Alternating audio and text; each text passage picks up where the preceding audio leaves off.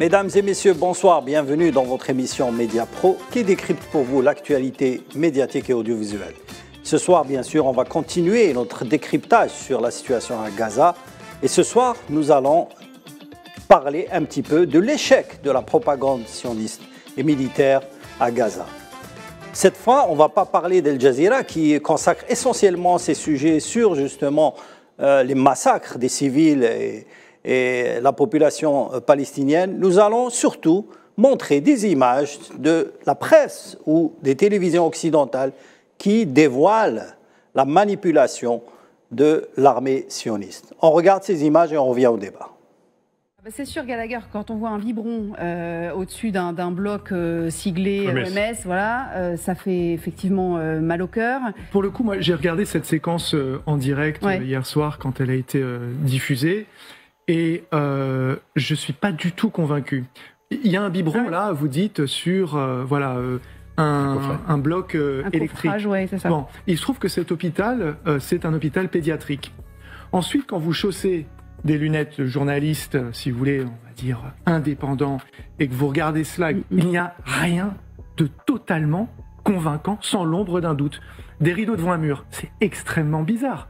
C'est franchement d'un goût douteux. Est-ce que ça prouve quelque chose? Un biberon sur un bloc électrique.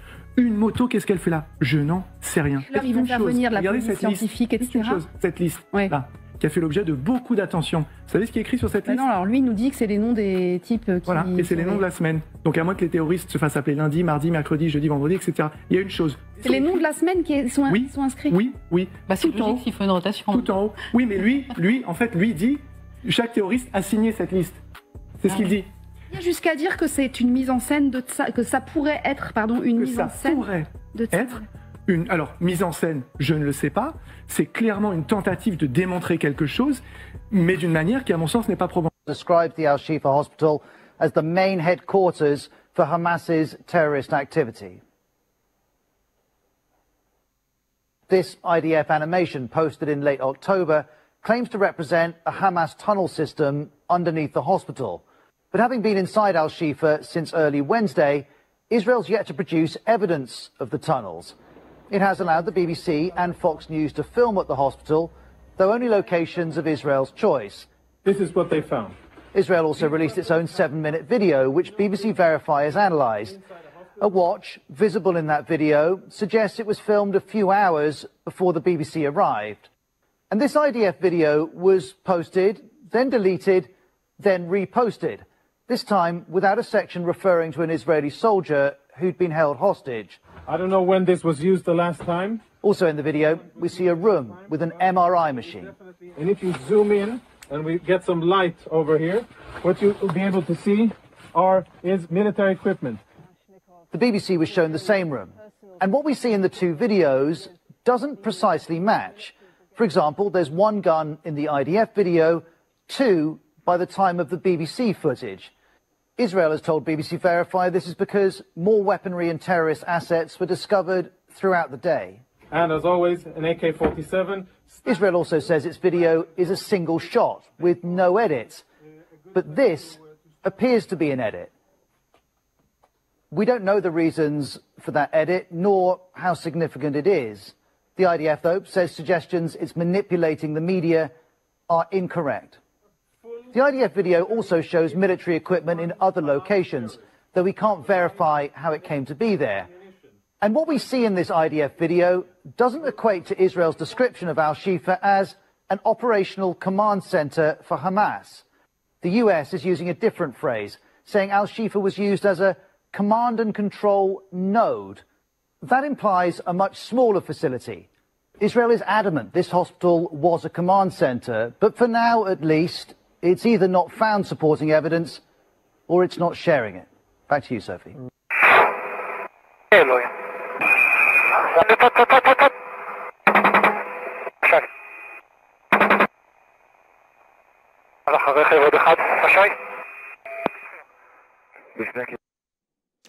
Voilà, c'était trois images importantes qui dénoncent un petit peu la manipulation ou qui montrent un petit peu l'échec de la propagande sioniste à Gaza. La première image, c'est bien sûr cette fameuse propagande de l'armée sioniste qui montrait à l'intérieur justement de l'hôpital Shifa la découverte d'armes et justement de présence de militaires du Hamas à l'intérieur de l'hôpital. Ce que dénonce justement le journaliste Gallagher Fenwick sur le plateau de LCI. La deuxième, bien sûr, c'était la BBC qui montre un petit peu la défaillance ou, disons, l'effet maladroit de l'armée sioniste sur ce qu'ils appellent, eux, la découverte d'une cache d'armes. Enfin, bien sûr, la dernière, elle est très importante et très censurée sur les réseaux sociaux. C'est les images exclusives qu'a diffusées le journal israélien Haaretz, qui est de gauche, et qui montre l'attaque à l'hélicoptère Apache d'un convoi, justement, d'Israéliens le 7 octobre. Après, ils attribuent ce massacre aux combattants du Hamas. Faisal Matawi, la propagande est dévoilée au grand jour. Oui, en temps de guerre, on sait bien que la première victime est toujours la vérité. Et la propagande a plusieurs niveaux, mais à ce niveau-là, j'allais dire de l'amateurisme, parce que l'armée israélienne est présentée comme une armée sophistiquée qui a des moyens et qui a la possibilité de manipuler les opinions à travers le mensonge, à travers des contes de vérité. Là, elle se fait prendre, y compris par les médias alliés, parce qu'on ne va pas dire que la BBC... C'est les médias occidentaux, on précise, c'est LCI, c'est la BBC et surtout Haaretz, qui est un média public israélien. C'est un journal qui, il faut le dire pour l'histoire, qui a dès le début émis des doutes sur ce qui s'est passé le 7 octobre. Peut-être qu'on a une partie de cette attaque attribuée à Hamas comme ce qu'on appelle dans le langage donc, de la manipulation, une attaque false flag, ça veut dire fausse bannière. Et peut-être qu'il y a eu aussi une erreur de l'armée israélienne qui a confondu dans sa riposte et dans ce qui s'est passé ce soir-là. Il y a aussi ce qu'on appelle dans le jargon militaire israélien le protocole Hannibal. C'est un protocole qui stipule que lorsqu'il y a des soldats qui sont pris ou ont pris en otage, on tue les soldats pour ne pas les avoir comme captifs. Ça, c'est une règle visiblement qui a été abandonnée, mais qui a été appliquée. Ça, c'est la presse israélienne, on parle d'une partie qui en parle. Mais disons que sur la propagande, parce qu'on a justifié l'armée israélienne à Gaza a attaqué plusieurs hôpitaux. Pratiquement tous les hôpitaux sont hors circuit actuellement.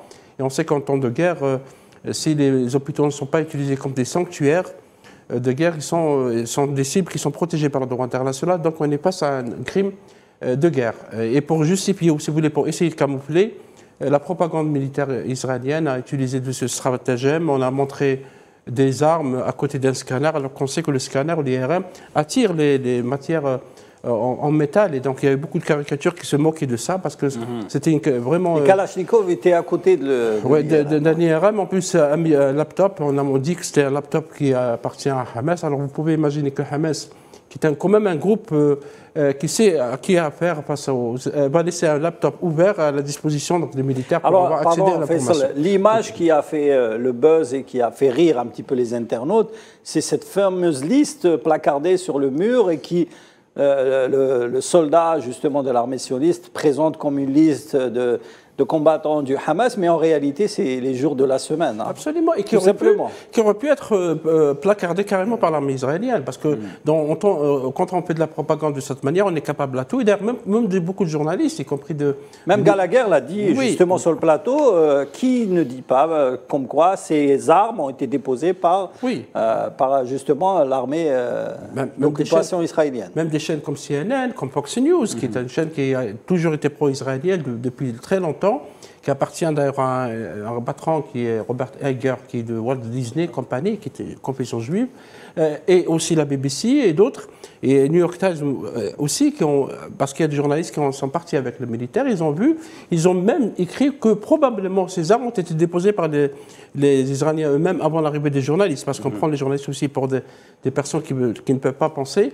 Et je pense que dans cette guerre, il y a un échec total de cette propagande pour justifier les attaques contre l'hôpital Shifa. L'hôpital Shifa a été attaqué, il y a eu beaucoup de morts, y compris des bébés.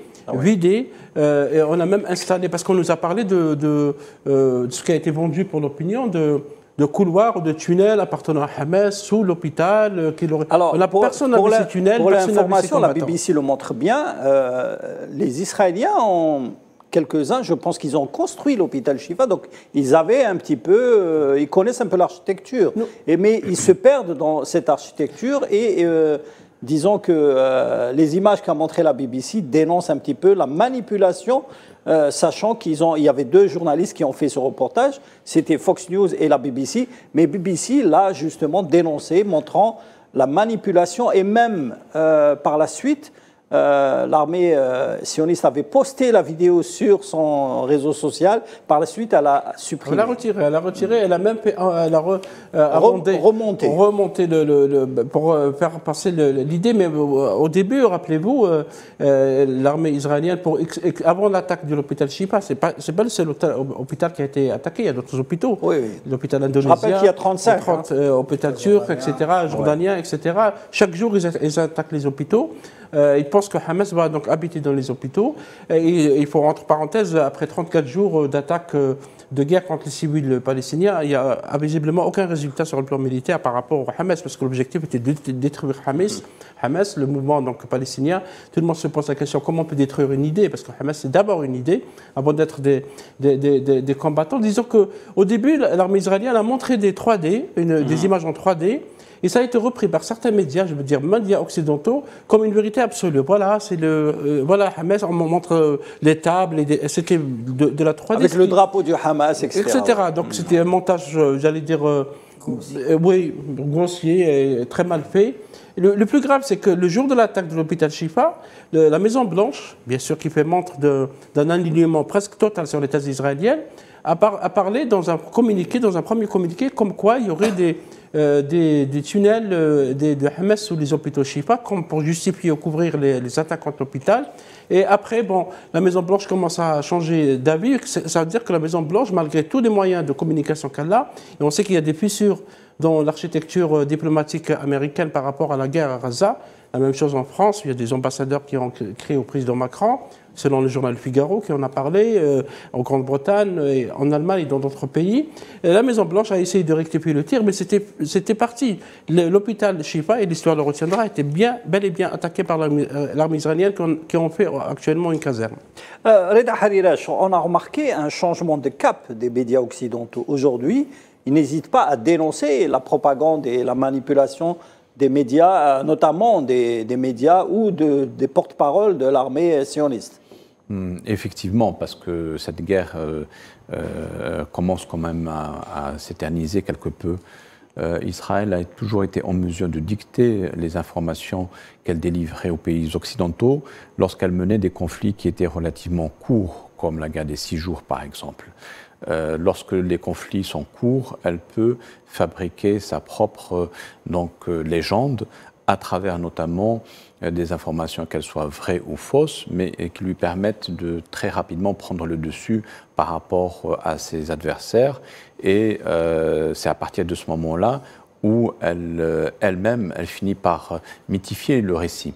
Mais avec, en ce 21e siècle, le monde de l'information et des médias a évolué et Israël n'est plus le seul détenteur de l'information dans la région. Donc il aurait fallu justement qu'elle mette fin d'abord à cette offensive, parce que cette offensive finit par susciter l'hostilité des opinions publiques un peu partout dans le monde, parce que beaucoup d'enfants sont morts, et donc les gens, justement, ils sont demandeurs d'informations. Lorsqu'ils apprennent que dans un conflit, des populations civiles sont exposées matin et soir à des bombardements aussi intenses, ils finissent par eux-mêmes s'informer. Donc la machine de guerre médiatique est en train de se retourner contre eux, et ça, ils n'ont pas prévu. Ils n'ont pas prévu parce que, comme je l'ai dit au départ, ils ont opté pour quand même un conflit qui dure depuis plus de 5 semaines et qui, plus il dure, et je dirais plus le mensonge est découvert. Sofiane Baroudi, on a remarqué justement le changement de cap des médias français au sujet justement de la propagande sioniste. Aujourd'hui, on n'hésite pas à critiquer, mis à part I24 et BFM TV, la majorité des chaînes de télévision occidentales et même françaises donne de l'information crédible et même parfois humilie certains porte-parole de l'armée sioniste? Alors déjà, premièrement, c'est relatif, je rejoins Leda, à une pression très très importante des opinions publiques. Il faut rappeler l'ampleur des manifestations et des mobilisations pro-palestiniennes en Occident, en Europe et aussi aux États-Unis. C'est vraiment du jamais vu. En Grande-Bretagne, il y avait plus de 300 000 personnes juste à Londres. La mobilisation a aussi couvert l'Écosse et l'Irlande. En France, il y a quasiment chaque semaine des mobilisations très très importantes, notamment en impulsion de la France Insoumise et aussi de la CGT et beaucoup de réseaux de solidarité. Donc ça, c'est un facteur qui est premièrement très important. Pour l'opinion aussi publique française, ce qui a été important à mon avis, ça a aussi été le bombardement de l'Institut français à Gaza et de l'AFP et l'assassinat en masse de journalistes, ce qui empêchait vraiment... Qui travaillent pour les médias français, je Exactement, c'est l'AFP, c'est l'agence France Presse qui a été ciblée directement. Et il y a aussi d'autres éléments, c'est-à-dire que la première étape a été ce qu'on appelle l'organisation de médias mensonges pour justifier justement toute l'ampleur des opérations génocidaires. Les principaux médias mensonges sont en train d'être complètement déconstruits. Par exemple, il y a l'affaire du kibbutz, c'est l'affaire de la rave party dont on a vu les vraies images qui ont commencé déjà à filtrer depuis une quinzaine de jours. Actuellement, c'est un fait accompli. La plupart des assassinats ont été le fait justement de l'armée d'occupation. Ça a été aussi le cas de l'affaire des bébés qui avait choqué, ému l'opinion publique parce que l'objectif justement du média mensonge, c'est de gagner, si vous voulez, sur le plan émotionnel pour justifier ensuite des opérations militaires à très grande échelle. C'est ce qu'on a vu dans un premier temps, il y a eu ce qu'on appelle un tapis de bombes sur Gaza, c'est-à-dire des bombardements intensifs aériens et ensuite une opération militaire terrestre complètement disproportionnée qui a été dénoncée par l'Organisation des Nations Unies comme étant clairement, si vous voulez, une opération génocidaire parce qu'il s'agit, le vrai objectif, c'est le déplacement de la population, le déplacement forcé. Et donc, ces médias mensonges qui ont, dans un premier temps, suscité l'émotion, ont fini par se retourner contre l'armée d'occupation, vu que les principaux objectifs militaires que sont, par exemple, le démantèlement des postes de commandement de Kataib el-Qassam n'ont pas été atteints et on va dire que le paroxysme a été atteint avec l'attaque des centres hospitaliers et des écoles et notamment l'affaire de l'hôpital Shifa qui a provoqué une indignation très très profonde vu que c'est un centre hospitalier qui a été attaqué par des moyens militaires complètement colossaux et que le résultat concret n'a pas été démontré parce que comment la chose a été présentée? Ça a été présenté comme étant un poste de commandement du Hamas et de Kataib el-Qassam et de la résistance palestinienne, ce qui n'a pas pu être démontré. Et les opinions publiques, les journalistes et même, si vous voulez, tout le mainstream qui soutenait l'opération sioniste a fini par se désengager, voire par dénoncer. Merci Sofiane Baroudi. On fait une petite pause et on revient au débat.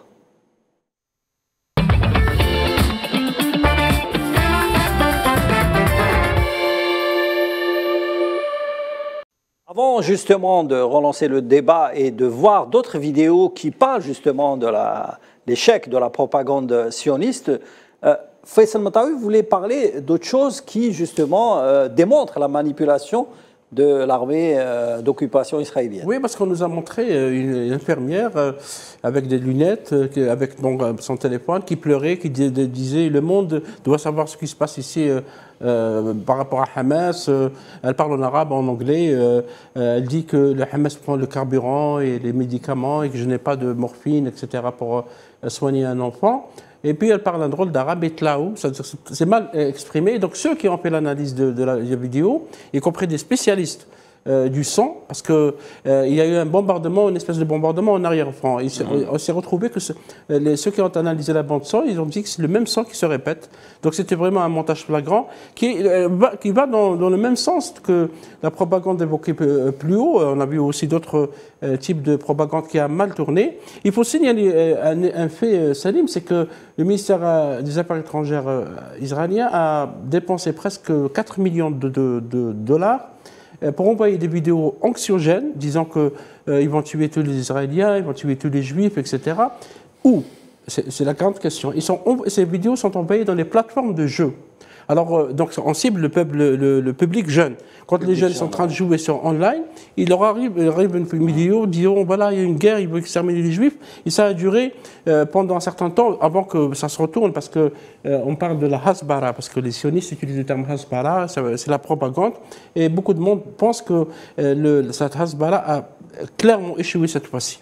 Parce que la guerre a duré, et comme l'a expliqué Reda, c'est la guerre de haute intensité. Quand elle dure, elle dévoile les faiblesses de la propagande israélienne. Alors cet échec justement de la propagande israélienne s'ajoute justement à l'échec des porte-paroles de l'armée d'occupation sioniste. Alors, sur les plateaux de télévision, bien sûr, ils sont à l'aise sur I24 et BFM TV, puisque ces deux chaînes appartiennent à l'homme d'affaires franco-israélien Drahi. Par contre, sur d'autres plateaux, notamment LCI et TV5, le porte-parole, justement, Rafovitch, s'est fait humilier face aux journalistes de LCI et de TV5 Monde. Mais ces propos ont provoqué un tollé, hein, évidemment. En effet, selon l'Union européenne, le Hamas est une organisation terroriste et pas Israël. Question, est-ce que vous retirez ces propos ou pas du tout? Pas du tout. Ils sont vrais, non? Ah, c'est vous qui le dites. Pourquoi ils sont vrais? Ouais. Vous ne trouvez pas que c'est vrai que l'État d'Israël est un État terroriste? Il n'y a pas un terrorisme d'État. C'est pas condamné comme ça par les instances internationales. Alors ça, c'est votre opinion. Moi, je ne suis pas du tout d'accord avec ça. Moi, je trouve que l'État d'Israël est un État terroriste. Bien sûr. État terroriste. Attendez. C'est très lourd ce que vous dites. Attendez, des dizaines de milliers de morts ces dernières années. Okay, 4000 enfants sont morts sous les bombardements. Vous ne trouvez pas que c'est du terrorisme? Vous ne trouvez pas aujourd'hui 37 bébés sur les couveuses sont en train de mourir sous les bombardements israéliens et vous ne trouvez pas que c'est du terrorisme d'État? Pied d'égalité, le Hamas, organisation terroriste, et l'État d'Israël. J'ai dit que ces 10 dernières années, il y avait effectivement 6 000 morts, je veux dire, comptés par l'ONU. C'est une démocratie, Israël, quand même. C'est un État colonial et un État d'apartheid. Israël est une démocratie en guerre et ne veut pas, à la différence du Hamas, monsieur, ne veut pas que les civils soient tués et massacrés. Par contre, le Hamas l'a fait, lui, déterminé. Donc à un moment donné, il faut un peu arrêter d'accuser Israël d'être celui qui est le méchant. Le méchant, c'est le Hamas. Ok, colonel, le patron de l'Organisation mondiale de la santé qualifie la réponse d'Israël, son échelle de plus en plus injustifiable. Votre réaction à ces propos? Ces images, vous le savez, font le tour du monde, notamment ces bébés. Il manque de carburant, il manque de tout dans cet hôpital de Shifa. D'ailleurs, les soldats israéliens vont sans doute vous le rapporter. Est-ce que vous allez prendre compte désormais l'urgence humanitaire dans l'enclave palestinienne? Est-ce que vous prenez l'État d'Israël pour un État qui ne connaît pas les règles de la démocratie et du droit international? Nous sommes une armée d'un État démocratique face au fascisme islamiste intégriste le plus horrible. Donc nous faisons ce que nous faisons au niveau de la défense d'Israël et des Israéliens et de tous les Israéliens, qu'ils soient juifs, chrétiens ou musulmans. Et entrer dans un hôpital, pour vous, ça correspond, Olivier Rafovitch, entrer dans un hôpital, ça correspond selon vous au respect des règles et du droit international et en particulier humanitaire? Et pour vous, un hôpital qui est utilisé comme base militaire? Non, moi je ne donne pas mon point de vue, Olivier Rafovitch, vous êtes porte-parole de l'armée israélienne, je suis journaliste, je vous pose la question. Non, mais moi je la pose aussi, vous êtes journaliste, vous êtes également un être humain, vous êtes également quelqu'un qui habite en Europe. Un hôpital doit-il être utilisé comme base militaire? La réponse est non, évidemment. Évidemment que non. Il n'y a aucune stratégie militaire qui fait que vous puissiez faire sortir, par exemple, si ces combattants s'y trouvent avant d'entrer dans l'hôpital? C'est impossible. Vous croyez quoi? Qu'ils se comportent selon le droit international? Qu'ils se comportent selon la justice, selon le respect du droit humain? Donc vous allez ici. Oui. Donc vous comportez comme le Hamas, c'est ce que vous nous dites ce soir? Là, vous comportez maintenant non pas comme un journaliste, mais comme quelqu'un qui prend une position politique. Olivier Rafovitch, vous venez de dire le Hamas, comment s'est-il comporté? Je vous demande si vous calquez sur eux. Non. Monsieur, je vous demande un peu de respect, s'il vous plaît. Ce que vous me dites là, c'est une attaque à l'État d'Israël et à Tsahal. Alors reprenez votre propos pour qu'on le comprenne. Non, reprenez-vous votre propos pour que je comprenne. Merci beaucoup, Olivier Rafovitch, d'avoir été avec nous en direct ce soir sur TV5 Monde. Merci à vous. Voilà, c'était l'humiliation du porte-parole de l'armée sioniste Olivier Rafovitch qui s'est fait humilier par le journaliste de TV5 Monde, Mohamed Qassi.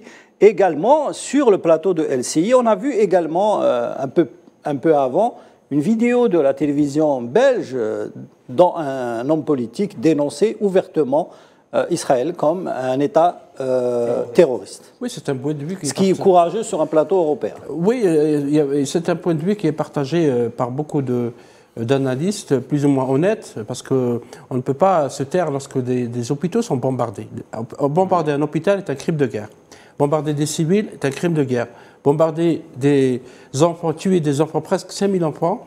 Viser des hôpitaux, des écoles, des boulangeries, des églises, des commerces, des églises, des mosquées. Les journalistes, et d'ailleurs les journalistes, parce qu'on a tendance à l'oublier. On en parlera justement. Il y a 26 journalistes arrêtés en Cisjordanie. Parce qu'il n'y a pas de Hamas en Cisjordanie. Donc Israël est en train de lutter contre qui en Cisjordanie? Contre les Palestiniens, bien sûr. Elle empêche les journalistes de travailler. Pire, ils sont en train de casser le matériel des journalistes. Ils ont même cassé une caméra en direct de la télévision turque TRT, ça a été diffusé par la chaîne, et donc ils ne veulent pas de témoins. Là, ça veut dire que dans l'offensive actuelle, ils vont passer à la Cisjordanie, dans la même idée de l'épuration ethnique, parce qu'on a tendance peut-être à ne pas comprendre le sens de l'épuration ethnique. L'épuration ethnique signifie qu'on vide une zone de ses habitants. Ce n'est pas uniquement les crimes. On vide la zone pour les remplacer par d'autres. Ce qui s'est passé, on a tenté de le faire dans les Balkans à un moment donné. Et donc, face à ça, il y a quand même des personnes sensées qui comprennent qu'il y a quelque chose qui ne va pas. La propagande au début a dit qu'Israël va se défendre. Le terme premier, c'était Israël, le droit de se défendre. Puis après, c'est devenu il faut détruire Hamas. Or, tous les analystes, y compris militaires, constate que Hamas n'a pas été détruit et que les Kataib al-Qassam, les combattants de Hamas, continuent d'attaquer les soldats israéliens sur le terrain. Justement, on n'a pas montré les images que diffuse Hamas sur la réussite de l'attaque militaire, c'est-à-dire que la riposte militaire, elle est effective et visible. Hein. L'armée sioniste a perdu beaucoup de chars, ce qui est extraordinaire, hein, vu le poids de l'armée par rapport aux combattants du Hamas. Un char coûte, je ne sais pas qui a mis ça sur Twitter, 7 millions d'euros. Et la roquette qui détruit... il est très cher. Très cher, et la roquette qui détruit le char, c'est $200. Donc vous voyez l'image parce qu'il y a des pertes économiques, il y a des pertes militaires qui ne sont pas encore visibles. En temps de guerre, on va essayer de les minimiser ou de faire en sorte que ça ne marche pas. Justement, le porte-parole Olivier Rafovitz, qui parlait sur le plateau de LCI, refusait d'identifier Israël comme un État méchant. Et quand il a dit que Hamas, ce sont eux les méchants, on a vu les invités rigoler un petit peu sur lui.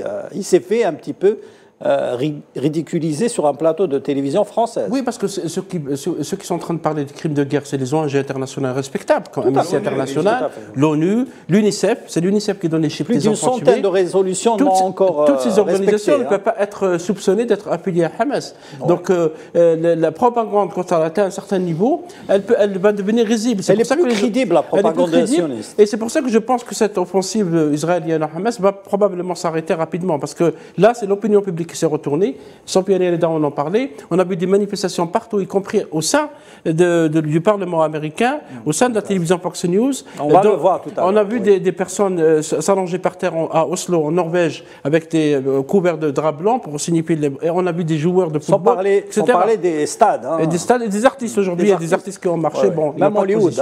En France, marche blanche pour dénoncer un peu ce qui se passe. Reda Harira, je voulais intervenir sur justement cet aspect.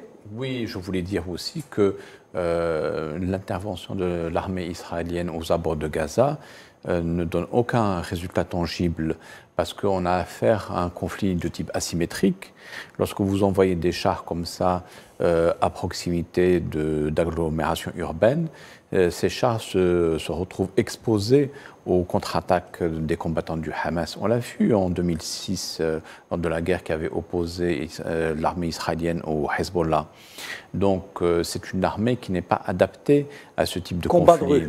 Oui, ça nécessite d'envoyer, ils essaient d'envoyer donc quelques commandos pour quelques opérations ponctuelles, mais pour pouvoir investir... Ils ont échoué sur le plan militaire. Mais il y a une opération terroriste de grande ampleur. Hein. Oui.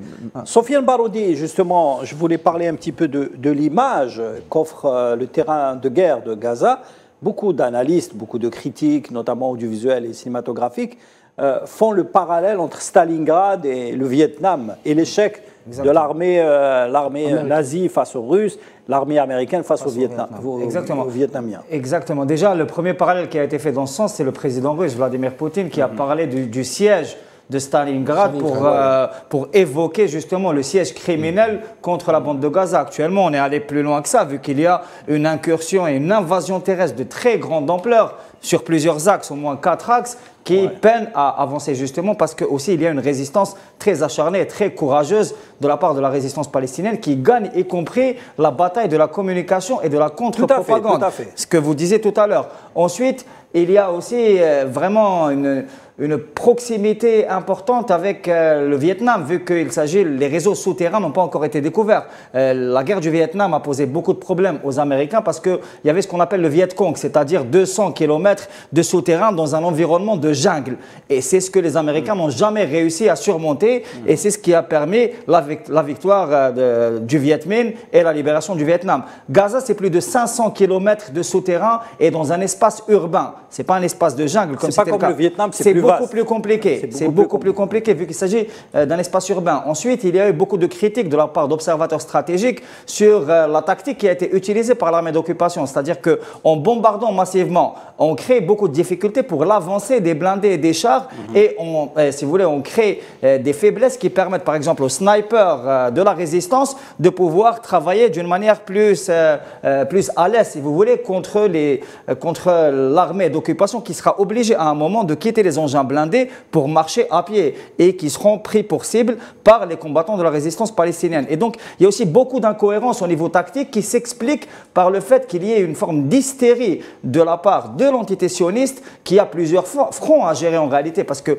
Gaza, si vous voulez, c'est juste l'invasion de Gaza, c'est une volonté de montrer encore une situation de toute puissance alors qu'il y a une situation de défaite stratégique très très profonde parce qu'il y a le front du Liban par exemple qui est très très animé le front du Yémen aussi et où l'entité sioniste n'arrive pas à avancer parce que le front nord c'est un front qui est très très craint. Il y a des attaques quotidiennes, et il y a des ripostes mais c'est des ripostes localisées. Mais il y a aussi un point parce que dans la Cisjordanie, le point qui dit que, y compris par Netanyahou qui intervient comme moi souvent dans la télévision pour essayer de faire passer son message. Il est critiqué, il y a des manifestations à Tel Aviv contre lui. Devant chez lui. Il y a beaucoup de familles d'otages qui lui demandent de démissionner et de le traduire en justice parce qu'il a des affaires de corruption. Entre-temps, cette guerre... Il faut préciser qu'avec les bombardements, il tue aussi les prisonniers israéliens qui sont détenus par les... C'est un peu ce que j'ai lu dans les journaux israéliens, justement sur ce point, parce que quand on dit on va libérer les otages en les bombardant. Comment on peut libérer des otages dont on ne sait pas? Parce que visiblement la propagande et l'armée israélienne ne sait pas où se trouvent les otages de Hamas, et on bombarde les villes pour les libérer. Donc beaucoup de monde ont dit qu'il y a un paradoxe, qu'il y a quelque chose qui ne va pas. Ils ne veulent pas négocier parce que le Qatar a offert la négociation pour dire que moi j'ai gagné. Donc je pense que la libération des otages n'est qu'un prétexte pour continuer l'offensive. Avant de continuer justement le débat, on va regarder un petit reportage qui a été réalisé par une chaîne YouTube française sur les journalistes sur le terrain à Gaza. Et les premiers journalistes ciblés dans ce conflit, c'est les fixeurs. Parce que depuis le 7 octobre, aucun journaliste étranger n'a pu rentrer dans la bande de Gaza. Oui, vous savez, quand on couvre un conflit comme celui-là, et nous sommes malheureusement habitués à couvrir les conflits, nous nous attachons à pouvoir être des deux côtés. Le problème que nous avons là aujourd'hui, c'est que nous avons côté israélien 4 équipes pour la rédaction nationale, pour les journaux de France 2 et de ici 12-13 et ici 19-20, et qu'à Gaza, nous avons nos fixeurs, et uniquement nos fixeurs. Compte tenu du scénario terrible du 7 octobre, nous n'avons pas eu le temps de faire passer une équipe. Et là, on va rentrer dans le dur. Vous avez bien entendu, d'un côté, pour couvrir la société israélienne, France Télé dispose de 4 équipes, et pour couvrir ce qui se passe à l'intérieur de Gaza, Étienne Lénart nous dit qu'il se repose sur ce qu'ils appellent des fixeurs. Alors vous vous demandez peut-être ce qu'est un fixeur. En quoi c'est différent d'une source pour un journaliste? Eh bien, tout simplement, un fixeur, il est sur le terrain, il vit sur le terrain, mais il va aider le journaliste justement à se repérer sur ce terrain. Par exemple, si demain Denis Robert nous envoie couvrir la guerre des gangs à Mexico, il va nous falloir un fixeur. Oui, bah je préfère, oui. Parce que je parle même pas mexicain. Les fixeurs, ils connaissent la langue du coin, mais ils connaissent aussi la langue des journalistes, ce qui est pratique. Ils connaissent aussi les coins à éviter, les coins dans lesquels il faut aller pour choper de l'info, les personnes à qui parler, les personnes qui sont un peu dangereuses, attention, oulala. En fait, les fixeurs sont souvent eux-mêmes journalistes. Et aujourd'hui, ce sont les principales sources d'information pour des médias occidentaux qui ne peuvent pas envoyer d'équipe dans Gaza. Blast travaille par exemple avec Mohamed El Saïf, qui a déjà réalisé 2 vidéos qui nous montrent ce qui se passe dans la bande de Gaza. À Blast, on préfère parler de lui comme d'un journaliste à part entière, mais les médias français continuent d'employer pour ces reporters sur le terrain le terme de fixeur. Ces fixeurs et ces journalistes sont donc devenus des sources. Ce sont les dernières sources d'informations sur ce que vivent les Palestiniens piégés dans la bande de Gaza, mais leur statut de journaliste ne les protège pas. Depuis le début des bombardements, un journaliste par jour a été tué dans la région. Le 7 novembre, Reporters sans frontières faisait état de 36 journalistes morts sous le feu de l'armée israélienne en 31 jours de guerre. Des chiffres qui dépassent de loin ceux qu'on a l'habitude de rapporter sur les autres zones de guerre. Voici Rochdi Sarraj, ici aux côtés de Frédéric Mettezo, journaliste à Radio France. Rochdi était fixeur et journaliste. Depuis 2008, il documentait la situation là-bas, il donnait des visages aux victimes, racontait leurs histoires et offrait au monde des images des bombardements israéliens, comme ceux de mai 2023, ici sur son Twitter. Il a été tué à l'âge de 31 ans. Et comme à chaque mort de journaliste, c'est une voix qui se tait, mais c'est aussi un regard qui s'éteint. Rochdi n'enverra plus d'images à Radio France et à Ouest France, pour lesquelles il travaillait ponctuellement. Voilà, c'était un reportage justement réalisé par le site, la chaîne YouTube Blast, mais qui montre un petit peu les difficultés qu'ont les fixeurs palestiniens pour diffuser la vérité à l'écran.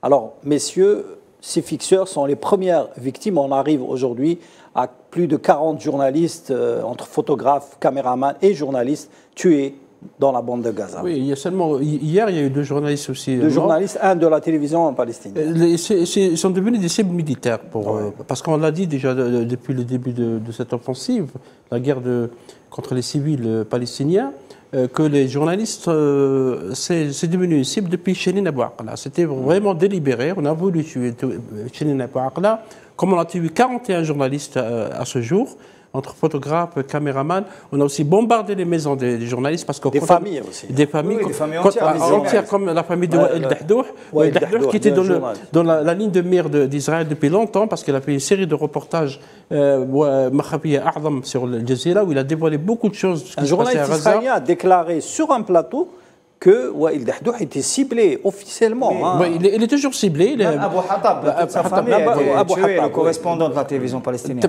Palestiniens et d'autres journalistes, y compris les journalistes qui sont... Donc, apparemment, on veut une guerre sans images. Et les images qui circulent sur les réseaux sociaux et dans les médias arabes, parce qu'il faut dire qu'il y a des journalistes quand même qui travaillent avec beaucoup de courage, comme ceux d'Al Jazeera, de l'Arabia, de Mayadeen aussi, qui est menacé fortement. Non, elle a été interdite. Exactement. TRT aussi. D'ailleurs, il y a une vague de solidarité avec le Mayadeen. Mayadeen, ils l'ont interdit, donc Israël ne veut pas d'image. Et ils vont continuer, je pense, parce que qui va les arrêter? Ils sont en train de piétiner le droit international, ils n'ont pas respecté plus de 100 résolutions de l'ONU depuis 1948, et donc ils vont, les organisations internationales, il faut le souligner, ont évoqué ce massacre, parce qu'il y a pratiquement 2 journalistes par jour. Ça a été dit par Blas.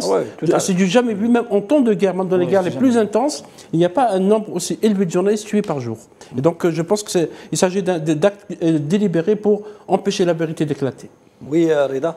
Disons que c'est une guerre de l'information aussi. Les journalistes, dans ce cas de figure, ils sont considérés comme des sentinelles pour les adversaires. Donc à partir du moment où un journaliste est considéré comme quelqu'un qui transmet des informations contre les forces d'occupation, ils sont immédiatement neutralisés de manière à ce qu'ils puissent ne pas gêner le travail des forces d'occupation. Ça, c'est pas surprenant. Mais ça n'a jamais été fait à une aussi grande échelle et en utilisant des armes comme des avions de chasse, par exemple, pour bombarder des journalistes. Ou alors les bombarder avec de l'artillerie. Par exemple, le correspondant de Reuters a été bombardé avec l'artillerie lourde au Liban, dans une zone qui est une zone contrôlée par les Nations Unies. Et ça a été filmé d'ailleurs. Exactement. Et dans une zone qui n'est pas censée être une zone de combat. Un responsable, pour continuer, Reda, si vous permettez une phrase, un responsable israélien a dit que si les journalistes du monde sont objectifs, il parle de tous les journalistes, ils seront avec Hamas. Donc vous comprenez que c'est devenu une cible, c'est très clair. Tout à fait. Ça, même au début de l'intervention terrestre, il y a clairement eu une menace ouverte qui a été proférée à l'égard des journalistes en disant « nous ne pourrons pas garantir votre sécurité ». Ça veut dire il faut... C'est un message qui a été envoyé. Il faut sortir de la bande de Gaza, ce qui est impossible déjà parce qu'elle est sous blocus et sous siège. L'AFP, elle est attaquée parce qu'elle a refusé d'utiliser le terme terroriste par rapport à l'organisation Hamas, malgré que le directeur de l'information est responsable de cette agence, respectable malgré tout. Ils ont donné l'explicatif qu'il s'agit d'une agence de presse, ce n'est pas une agence de propagande. Malgré ça, ils ont ciblé son siège, c'est un choix qui a été fait. Donc, ce n'est pas des bombardements aveugles, hein. C'est des bombardements bien étudiés. Alors, il y a une chaîne justement qui ne montre pas la vérité, c'est Fox News, la chaîne américaine de droite. Des militants pro-palestiniens ont manifesté à l'intérieur justement du bâtiment de Fox News. On regarde les images et on revient au débat.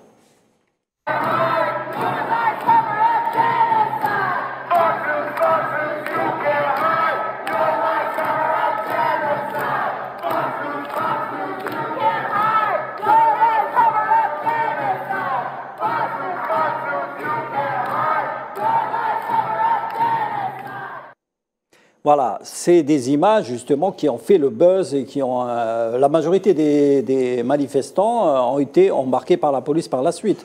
Donc c'est vraiment une dénonciation de la manipulation médiatique à grande échelle. Absolument, il faut saluer le sursaut du peuple américain, qui quand même est un peuple merveilleux. C'est un peuple qui a manifesté à Washington, à New York.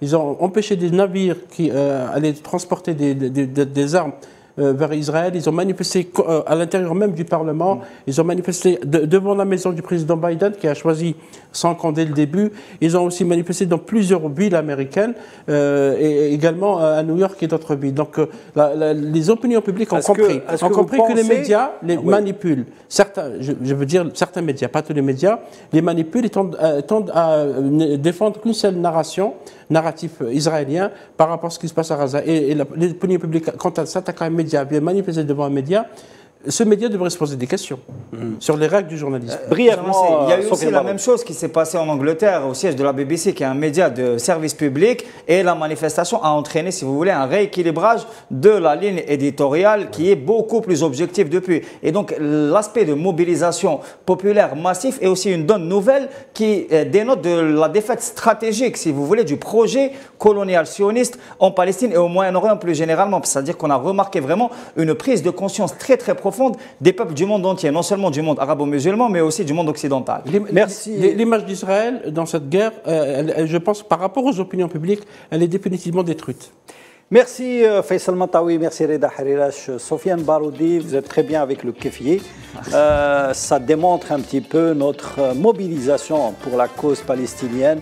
Je vous donnerai rendez-vous la semaine prochaine pour démasquer encore une fois la propagande sioniste à Gaza. Bonsoir.